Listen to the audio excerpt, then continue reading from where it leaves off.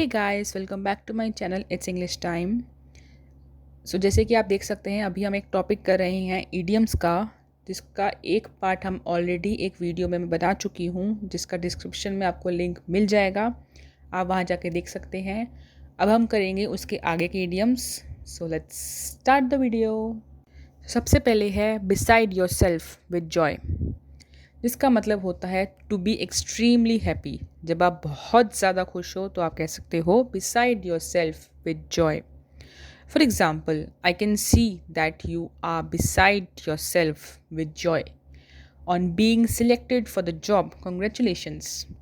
जैसे कि मैं देख सकता हूँ कि आप बहुत ज़्यादा खुश हो क्योंकि आपको जॉब मिल गई है, तो वहाँ हम यूज़ करते हैं beside yourself with Joy, जिसका मतलब है जब आप एक्सट्रीमली हैप्पी हो। So next is fair and square, जिसका मतलब है बीइंग डायरेक्ट और फेयर। जब आप बिल्कुल फेयर हो, बिल्कुल सीधा बात करें। For example, to tell you fair and square, I did everything that I was meant to do but I still feel unfulfilled. आपको चीज़ें बताने के लिए मैंने बिल्कुल डायरेक्ट चीज़ों का बिल्कुल डायरेक्टली आपको बताने की कोशिश करी, लेकिन फिर भी मुझे लगता है कि मैं अनफुलफिल्ड हूँ, लेकिन मैं आपको बता नहीं सका। तब हम यूज़ करते हैं फेयर एंड स्क्वायर, जिसका मतलब है बीइंग डायरेक्ट, बिल्कुल स्ट्रेट बात करना और फेयर रहना। Having an S up the sleeve, जिसका मतलब होता है have an advantage that is currently being withheld for the future purposes। उन चीज़ों का एडवांटेज होना जो आपके फ्यूचर पर्पसेस में हेल्प करेंगी। For example, brain kept quiet at the board meeting. Who knew he had an ace hidden up his sleeve the whole time? उसका दिमाग बिल्कुल शांत था बोर्ड मीटिंग के दौरान, लेकिन उसे क्या पता था, लेकिन किसी को क्या पता था कि उसके दिमाग में कितना अच्छा आइडिया चल रहा था for a future purpose। A black sheep, which means being a disgrace for the family, which means to give a bad impression. For example, they don't talk about Olive anymore.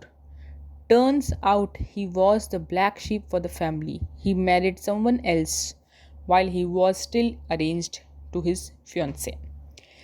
Disgrace with the family, for the family का मतलब होता है जब कोई चीज़ या कोई बहुत ज़्यादा बैड इम्प्रेशन कोई छोड़ दे या एम्बेरस्ड फील कराए, तब हम यूज़ करते हैं black sheep.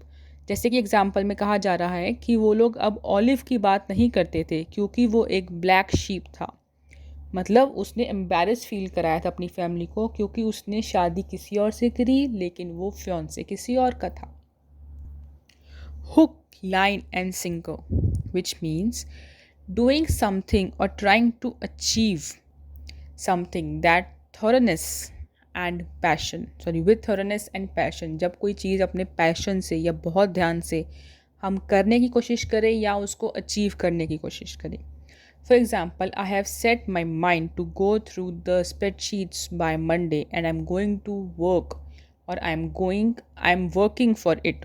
Hook, line and sinker means Monday तक मैंने अपने सारे स्प्रेडशीट्स का काम कंप्लीट कर लेना है, इसीलिए मैं अब जो है वो बहुत ही ज़्यादा ध्यान से और बहुत ही पैशनेटली उसको काम को करने वाला हूँ।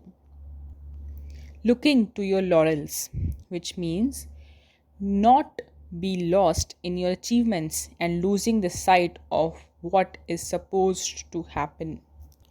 मतलब जैसे कहते हैं ना कि अपनी कामयाबी में इतना भी नहीं खोना चाहिए कि आगे क्या होने वाला है वो हमें पता ही ना चले।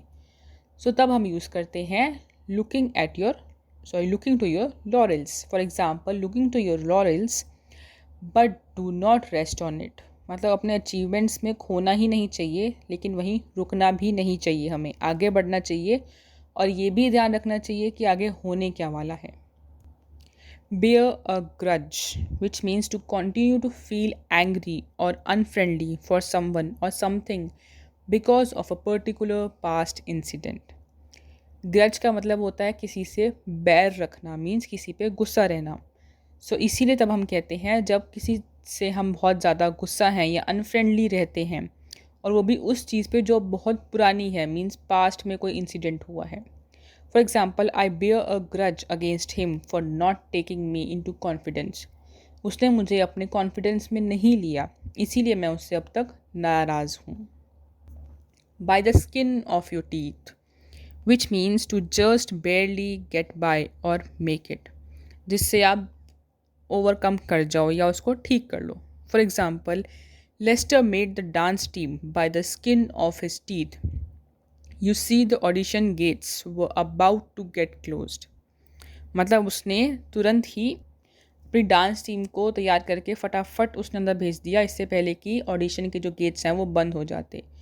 तब हम बोलते हैं बेयरली गेट बाय और मेक इट, मतलब बहुत ही मुश्किल से जब कोई काम आप कर लो या उसे ख़त्म कर लो।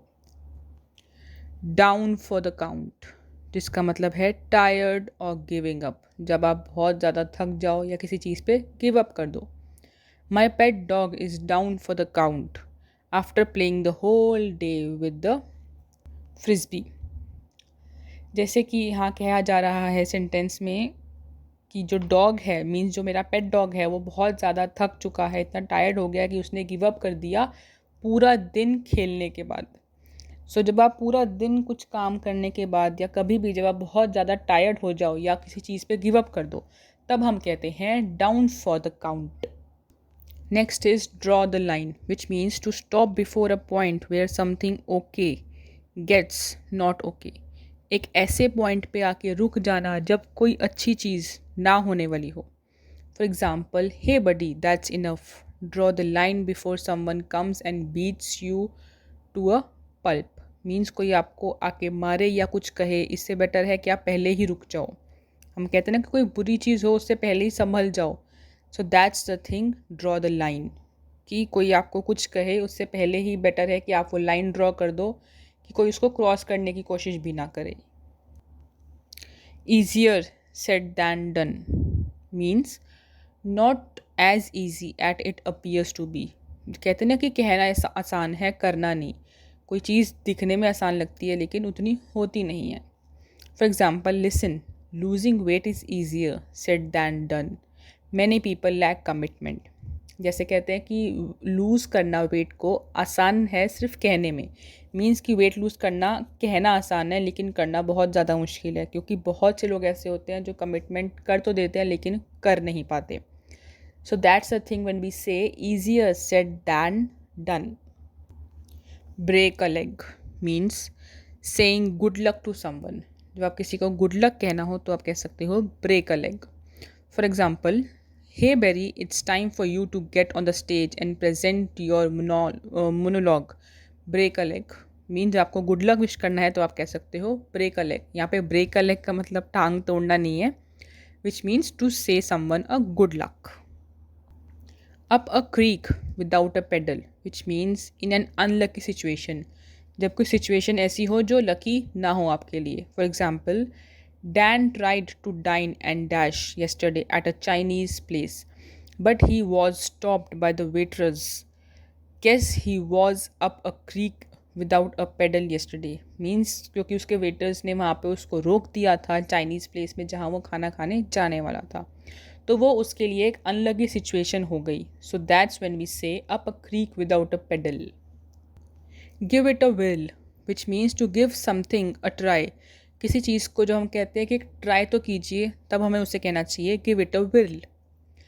For example, I am absolutely terrified of sky diving. मैं स्काई डाइविंग से बहुत ज़्यादा टेरिफाइड हूँ, बहुत डरता हूँ, but I think once in my life I will give it a whirl. Means but मैं ये सोचता हूँ कि अपनी लाइफ में एटलीस्ट एक बार तो मैं उसे ट्राई करूँ। सो जब हम ये कहते हैं कि एटलीस्ट एक बार तो आपको कोई चीज़ ट्राई करनी चाहिए, तो we should say give it a will.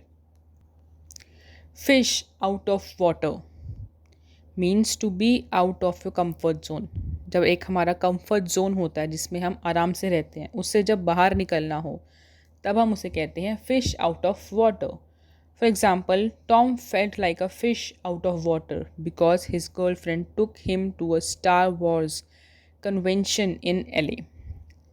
जो टॉम है वो बहुत ज़्यादा अपने कंफर्ट जोन से बाहर आ गया था जब उसकी गर्लफ्रेंड उससे एक स्टार वॉर्स कन्वेंशन में ले गई।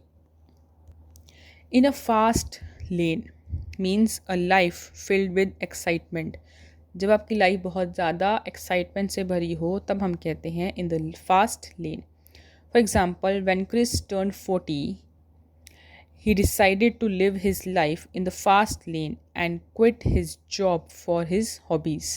जब क्रिस 40 ईयर्स का हुआ तो उसने अपनी जॉब छोड़ के अपनी हॉबीज़ को कंटिन्यू करना स्टार्ट किया to live a excitement of life. So these were the few idioms that I have told you today, and I really hope कि that आपको जो ये वीडियो है वो बहुत ज़्यादा पसंद आया होगा.